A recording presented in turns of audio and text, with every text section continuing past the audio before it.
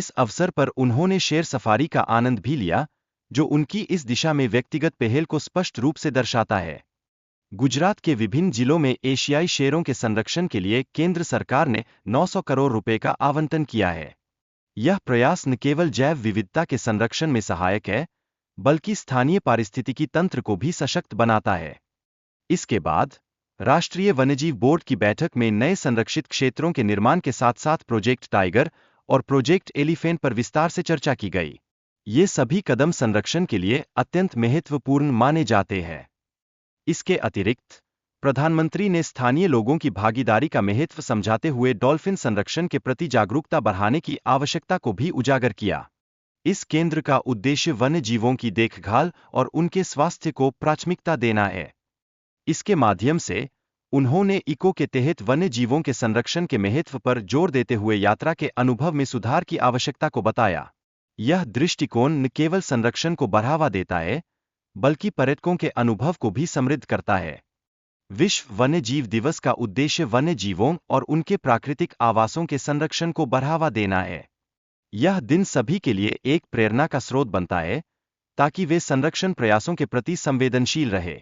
वर्ष 2025 के लिए विश्व वन्यजीव दिवस की थीम वन्यजीव संरक्षण वित्त रखी गई है। इसका मुख्य लक्ष्य आधुनिक तकनीक के उपयोग से संरक्षण को और मजबूती प्रदान करना है, जिससे हम अपने प्राकृतिक संसाधनों का बेहतर संरक्षण कर सकें। इस संदर्भ में वन्यजीवों के अस्तित्व को बचाने के लिए वैश्विक जागरूकता फैलाना अति आवश्यक है। यह दिन हमें प्रकृति के प्रति अपनी जिम्मेदारी का एहसास दिलाता है, ताकि हम अपने पर्यावरण की रक्षा कर सकें। भारत में 900 से अधिक जीव प्रजातियां खतरे में है। यदि इस ओर समय पर ध्यान नहीं दिया गया, तो स्थिति और भी गंभीर हो सकती है, जिससे जैव विविधता पर प्रतिकूल प्रभाव पड़ सकता है। ये कदम संरक्षण की दिशा में उठाए गए महत्वपूर्ण प्रयास है। विश्व वन्यजीव दिवस, जो 3 मार्च को मनाया जाता है, का उद्देश्य लुप्तप्राय प्रजातियों के संरक्षण के प्रति जागरूकता बढ़ाना है। यह दिन हमें संरक्षण की दिशा में उठाए जाने वाले कदमों की प्रेरणा देता है। इनका संरक्षण जैव विविधता को बनाए रखने में एक महत्वपूर्ण भूमिका निभाता है, जिससे पारिस्थितिकी संतुलित रहती है।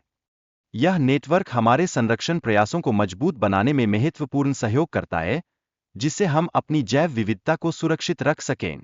वन्यजीव संरक्षण के लिए कई कानून भी मौजूद हैं, जैसे कि वन्यजीव संरक्षण अधिनियम 1972,